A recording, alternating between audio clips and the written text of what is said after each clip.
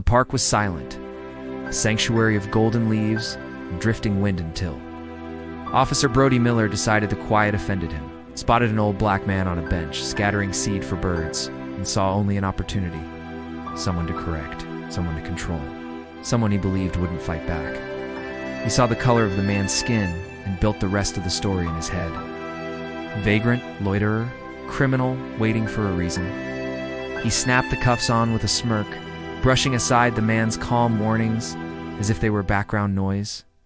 He didn't know the vagrant was Titus Thorna, retired police chief with 3 decades of service and a Medal of Valor. He didn't know he was laying hands on a legend. He didn't know that before the sun dipped, his career would be bleeding out on a desk hand. A war would begin. A war that would end with one man confined to a wheelchair, and the other standing taller than ever. This is the story of what happens when arrogance collides with experience. The Tuesday afternoon sun in Oak Haven filtered down in pale, diluted gold, slipping through the turning leaves of massive oaks. The neighborhood wore its wealth like perfume-manicured lawns, silent pathways, perfection pressed into every blade of grass. For Titus Thorne, this park was the closest thing to peace he had known since he left the blood-slicked chaos of Detroit. At 68, Titus carried his history the way some men carried scars quietly, but permanently. He sat on the wrought iron bench with a straight spine and squared shoulders, posture shaped by decades under a Kevlar vest. To anyone looking casually, he was just a grandfather catching his breath. To anyone paying attention, he was a man who had earned his rest. On his lap sat a small paper sack filled with premium birdseed, sunflower hearts, millet, crushed peanuts. "There you are," Titus murmured, his voice a deep, gravelly bass that seemed to hum in the air. "Easy now, there's enough for everybody." His dark eyes softened as he watched them. For 30 years, those eyes scanned crowds for danger. Now, they watched birds. The peace didn't shatter with a sound. It shattered with a shadow. A presence blocked the sunlight. Gravel crunched slow, deliberate. Military-style boots. Titus didn't look up immediately. He dusted his hands together, slow and methodical. He inhaled cheap cologne, gun oil. Authority warned too loudly. "Get up." The voice was young, tight, strained with borrowed power. Titus turned his head. 5 feet away stood Officer Brody Miller, mid-20s. Buzz cut a week overdue. His uniform stretched at the seams not from muscle, but from softness, concealed beneath a tactical vest burdened with gear. "Afternoon, officer," Titus said evenly. "Can I help you?" "I said get up," Miller barked, stepping closer. The birds erupted in panic, wings beating the air. Titus watched them scatter, irritation flickering across his face. "I'm resting, son," Titus replied. "Is there a problem?" "Don't call me son." Miller's hand drifted toward his taser. "We've had reports of vagrants loitering, drug activity." Titus glanced around at the empty park. "I see. And I matched the description?" "You matched the profile," Miller said, eyes raking over him with open contempt. "Expensive coat. Middle of a workday, probably stolen. Let's see some ID."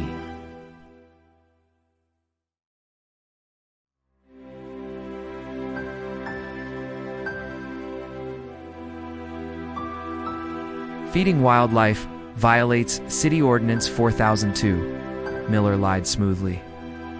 "Refusing to identify yourself is arrestable.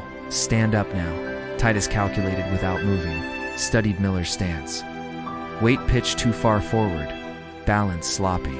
That's all it would take to put him on the ground. But Titus wasn't that man anymore, and he knew how the story would end if a black man fought back in Oak Haven.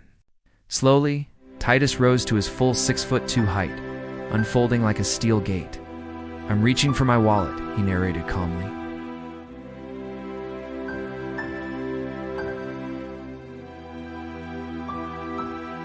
"This is unnecessary. Do it." The taser came out in a flash. A red laser dot trembled against the wool of Titus's coat. Titus went still. He looked at the dot, then at Miller. "We're making a mistake," he said softly. "A very expensive mistake. Turn around."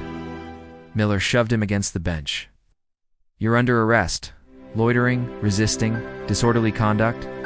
He yanked Titus's wrists back and clamped the cuffs down tight. "Too tight," metal bit bone.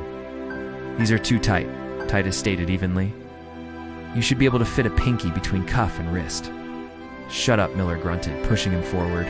Don't tell me how to do my job. Let's see how smart you are in a holding cell, Grandpa.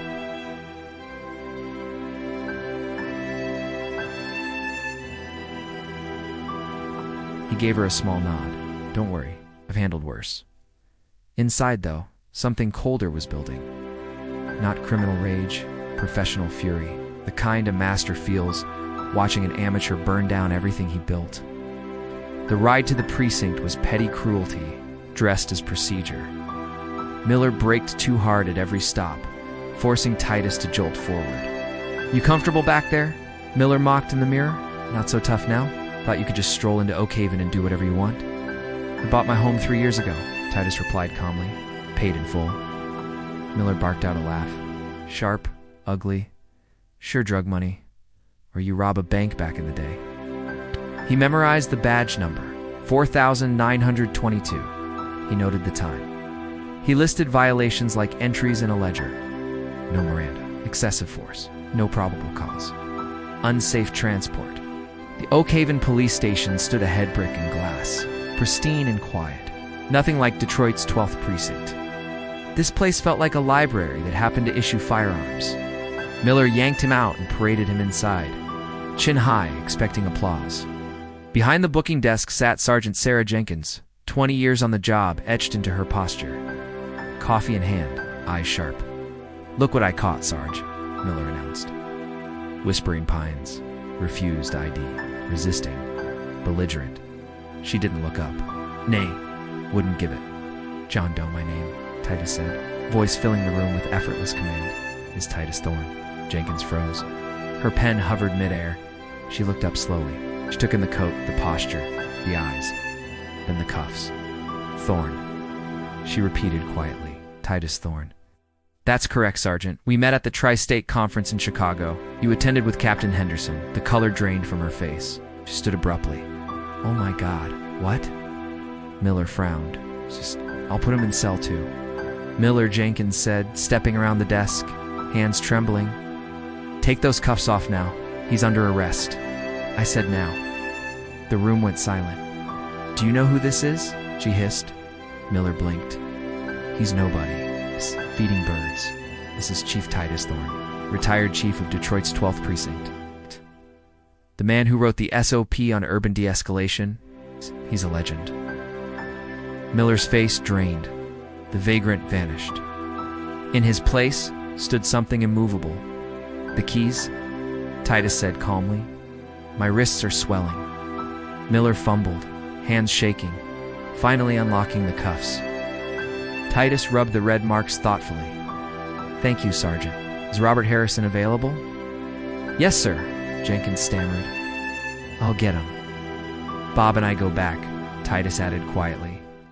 I trained him in '98. Miller looked ill. Moments later, Chief Robert Harrison rushed in breathless. Titus, he said. I have no words. I do, Titus replied. Your office. Bring Officer Miller. The reprimand inside that office would be retold for years. He profiled me, Titus said evenly, saw a black man, and decided the rest. No investigation. Immediate escalation. Brody, what were you thinking? Harrison demanded. He looked suspicious, Miller muttered weakly. He was loitering.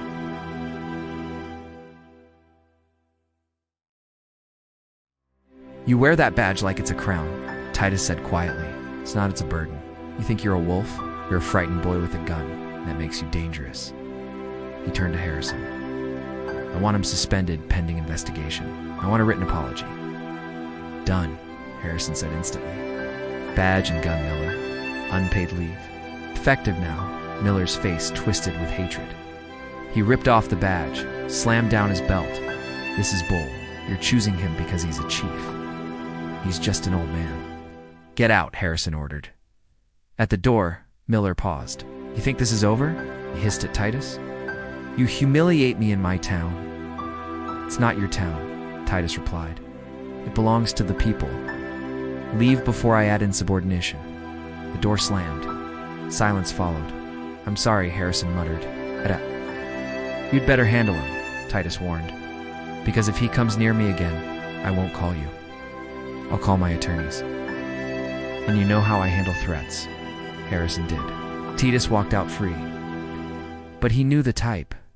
Men like Miller didn't learn. They simmered, they plotted, and he was right. The war had only just begun. 2 weeks passed.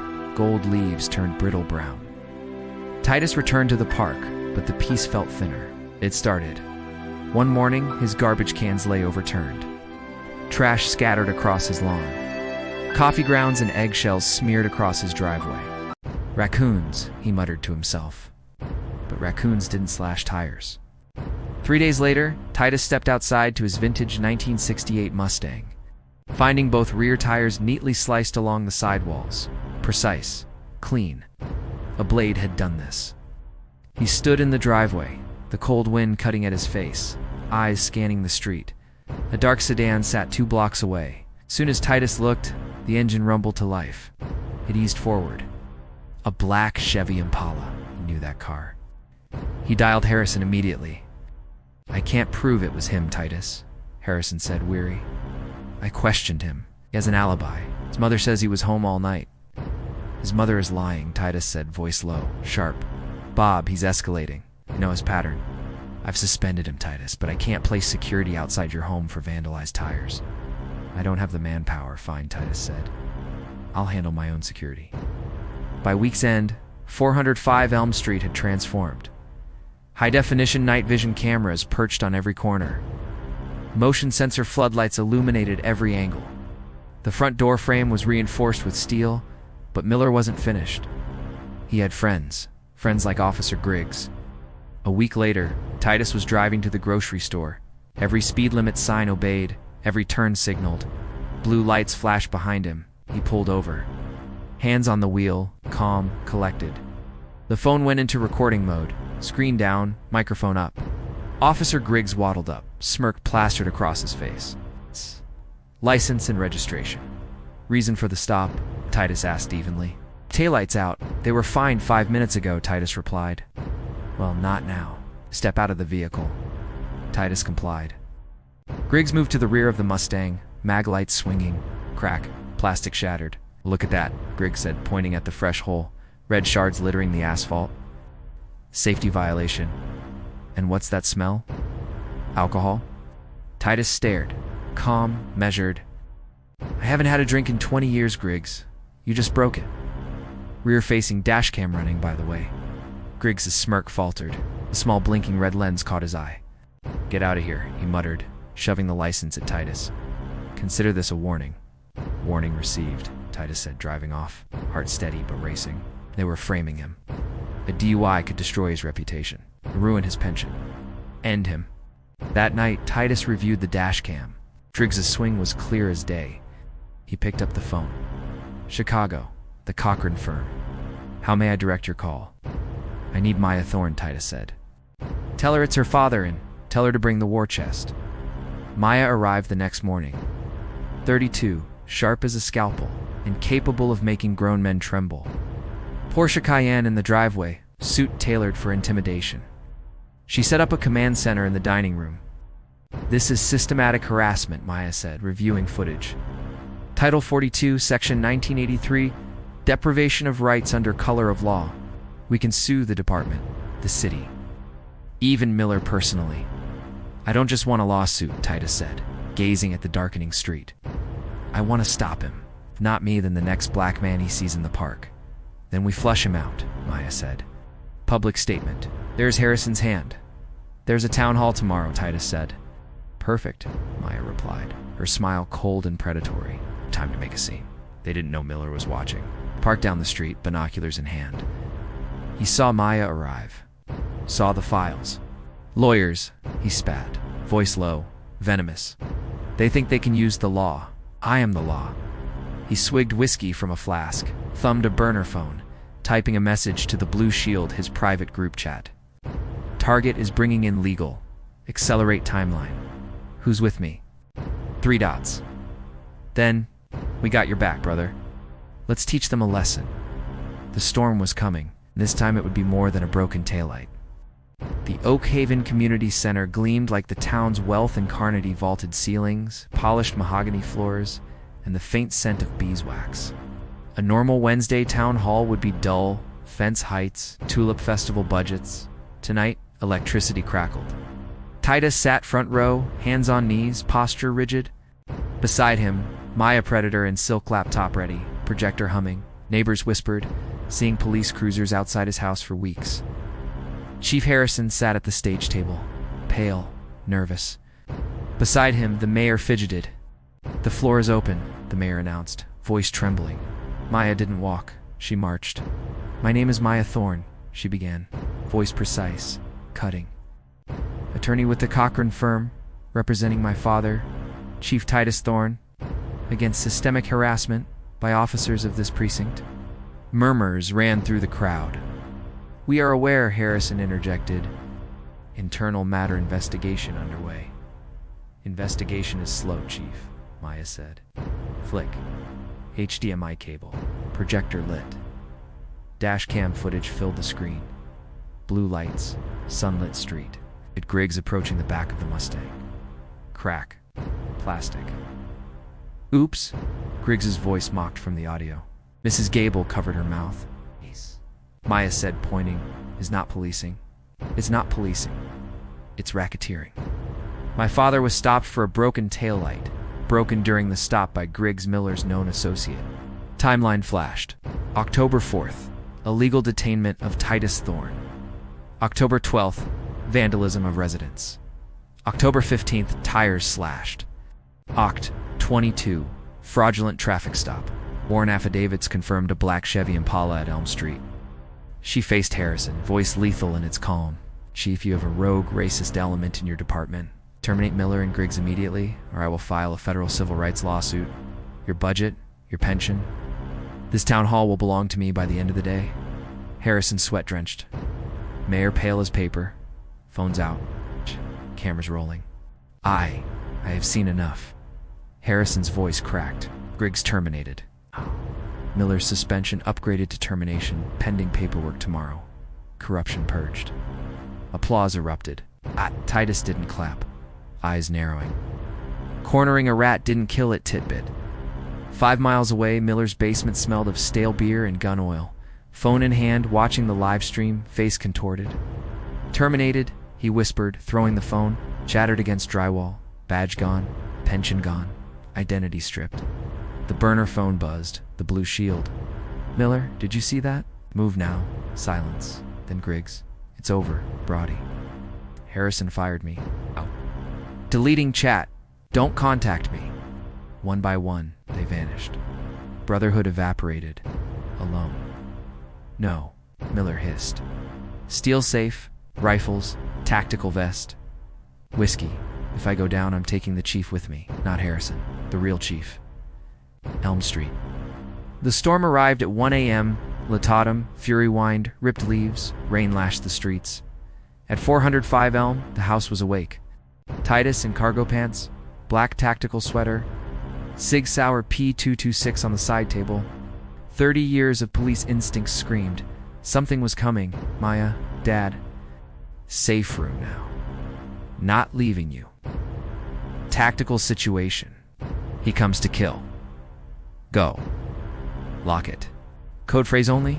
She hesitated, then obeyed. 2:15 a.m. Motion sensor flickered. Rain blurred the feed, shape between hedges. Low, tactical, weapon ready. One target. Heavy weaponry. Titus moved. Shadows. Silent.